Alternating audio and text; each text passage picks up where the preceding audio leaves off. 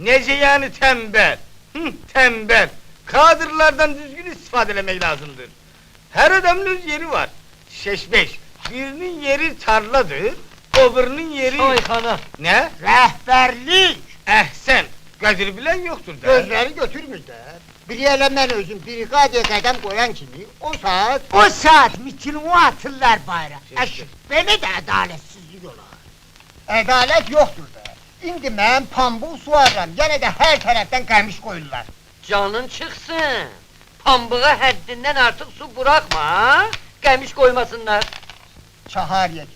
Əşi, mən tarla üçün su əsirgəmirəm. Axşamdan suyu açıb bırakıram pambığa, nə qədər içir içsin də. Çaharidir. Sen hiç özüne de esirgemişsen. Gece gündüz hey karnını doldurursan. Heç dəxli var. Avalam ki öz qarnını doldurur da. Seninki qarnını o doldurmuyor. Öz puluma içirəm də. Paxıllığa bax ha, çahariyək. Eşi, sene ne? Öz zəhmətimizlə qazanmışıq, xərcləyirik. Bura bak. Abala zahmet hakkı senin niye olur? O ki arvadın şevketin pullarıdır. Bəs arvadım Şövket kimindir? Düldülü. Sen öylesen şıxalı gözleri götürmü. Puh! Səbir. Haho, Kamil hoş gördük. Şıxali, Əbilfəz, xəbəriniz var? Yo. Bizə qonaq gəlir. Ne? Qonaqlar kimdir? Özbək pambıqçılarının nümayəndələri. He? Bəs bu kimdir? Məşhur Özbək pambıqçısı, sosialist əməyi qəhrəmanı Lala İsmailova. Bəh, bəh, bəh, bəh. Bax, Bolluca əmək günümündadır ha. Nə qəşəng qızdır. Öz aramızda Əbilfəz, nə sənə yaraşan qızdır? Hə, belə bir nişanlın olsa laf şıxəlidən də artıq dolanarsan. Ye, iç, yat! Rişxənd eləmə bala, rişxənd eləmə. Dünyadır da, qoy bir tanış olaq. Bəlkə elə bir-birimizi sevdik, adaqlandık. Bura ver! Adaqlıya bax! Sakin, sakin.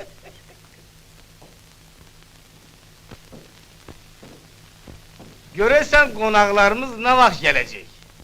Əgər ayrı planla gəlsələr, gərək indi göydə olsunlar. Sabah buradadırlar. Hə? Deməli qonaqlıq boydandır. Sakin. Sözümüz var ki, Səslən. kebab, kilo, sakin, üstündə qırqavu. sakin. Yox bir qaşqalda. Sakit də. Heh. Qonaq kabul eləmək siz ki, pamuk yığmaq deyil. Bu çox ciddi bir məsələdir. Hələ bir mənə deyin görün, bu işə rəhbərliyi bizim qalxozumuzda kim bacarar? Belə bir adam ağlıma gəlmir axı. Niyə ağlına gəlmir? Adam elə sən özün. Hə? Hədə? Doğrudan ha? Yaxşı, mən razı. Axı mən bir şeydən qorxuram. Qorxma, nədən qorxursan? Şəli olan yerdə... Sədrimiz nə deyəcək? Kim? Münəvvər. Münəvvər? O heç razı olarmı ki, o ola, sən rəhbərlik edəsən? Gedək. Onda biz belə eləyərik. Mənə bax. Sabah səhər 8 tamamda... Bu şirkətə mükafat verilən saat deyil. Əşi, heç mükafatın yeridir. Deməli, sabah səhər 8 tamamda yığışırıq böyük işlərin altına. Gecikməyin ha. Gərək qonaqları hamdan qabaq biz qarşılayaq.